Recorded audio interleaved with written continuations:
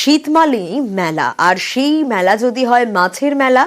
শীতের হিমেল হাওয়ায় হুগলির দেবাঙ্গপুরে কেষ্টপুরে বসে এক অন্ন মেলা, যেখানে পাওয়া যায় শুধুই মাছ।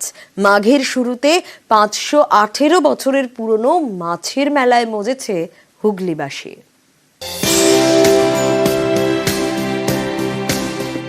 রুই, কাতলা, ইলিশ, ভেটকি, চিংড়ি থেকে জানা অজানা হরেক রকমের সামুদ্রিক মাছ, চুনোপুটি থেকে রাঘব বোয়াল, হরেক রকম মাছের মেলা।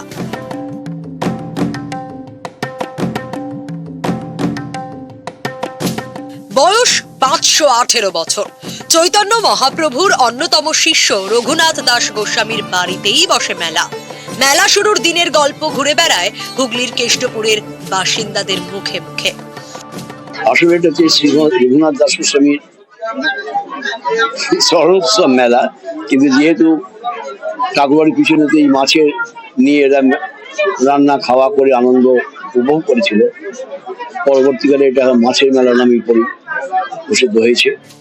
সেই মেলারই এবারের আকর্ষণ 45 কেজির তেলিয়া ভোলা কিংবা 30 কেজির আর বাগার মাছ ছিল, ভেটকি ছিল 15 থেকে 20 কিলো ওজন, তেলে ভেটকি যেটা বর্তমানে চলছে ওটা 40-45 কিলো ওজন। কোয়ালিটি নিয়ে কোনো কথা হবে না।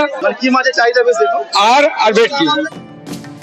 একদিনের এই মেলায় হুগলি ছাড়াও বর্ধমান, নদিয়া, হাওড়া, উত্তর 24 পরগনা থেকেও মানুষের সমাগম হয়। ফার্স্ট টাইম এসেছি, তো এত বড় বড় মাছ দেখাই যায় না। তো কি বলে, শঙ্কর মাছ দেখেছি, ভোলা মাছ দেখেছি, ইলিশ মাছ দেখেছি, মাছ পাবদা কিনেছি। কি মাছ দেখলেন? সার্ডিন, ভেটকি, পাবদা, চিংড়ি, এসব আছে। কিছু নতুন মাছও দেখেছি। শীতের আমেজে কেবল মেলাই নয়, মেলায় কেনা মাছ ভেজে চলে পিকনিক।